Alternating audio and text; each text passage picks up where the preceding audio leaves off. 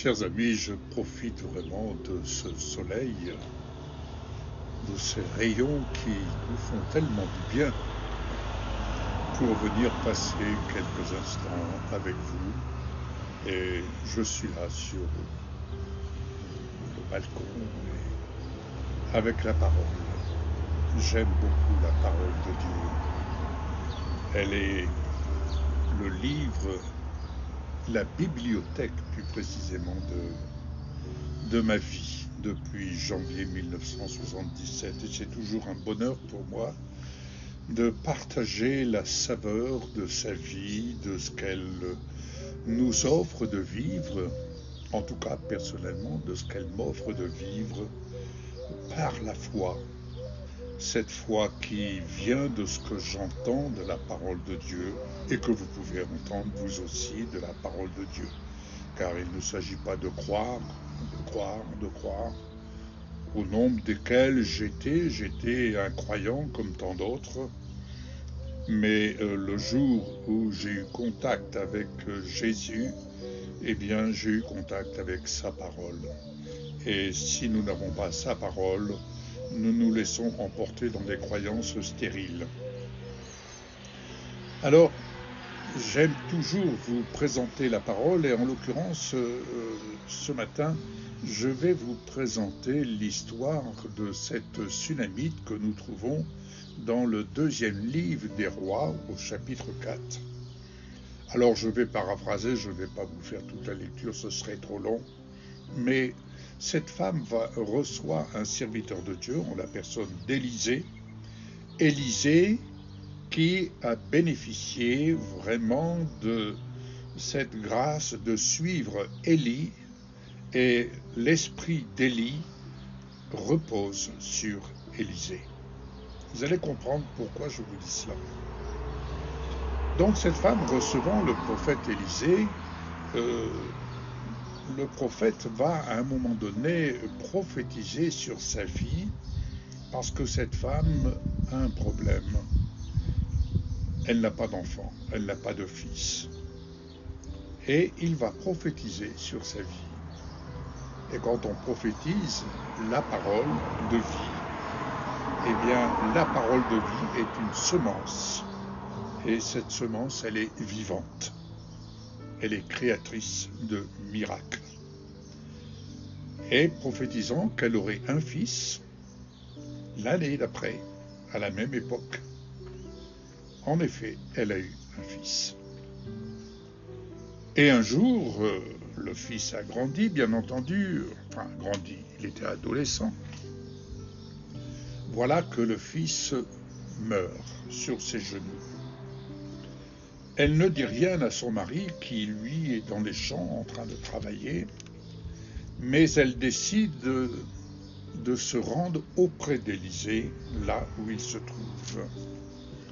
Elle va donc se rendre auprès d'Élisée, qui est sur le mont Carmel, et son mari lui dit « Mais pourquoi te rends-tu là-bas? Pourquoi es-tu si pressé ?»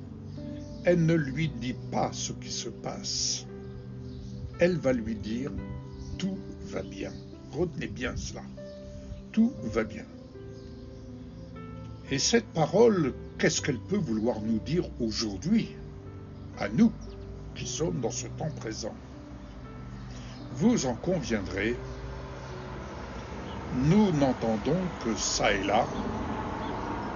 Il suffit d'ouvrir les médias, de lire les médias.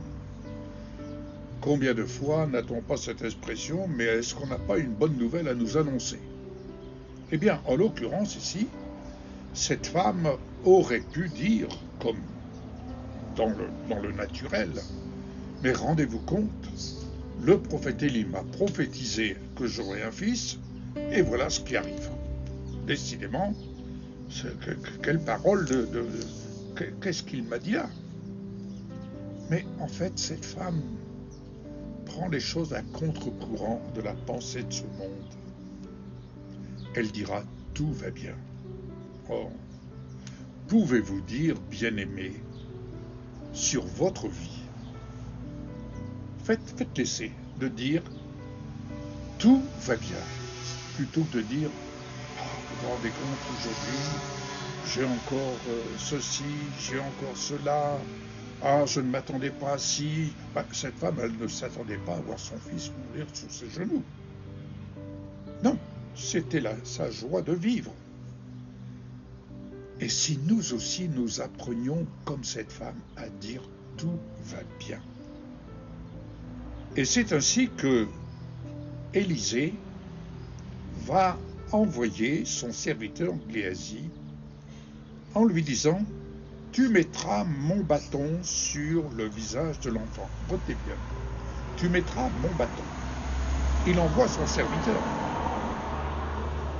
Mais la mère de l'enfant dit « L'Éternel est vivant, autrement dit, ton Dieu est vivant. Et ton âme est vivante.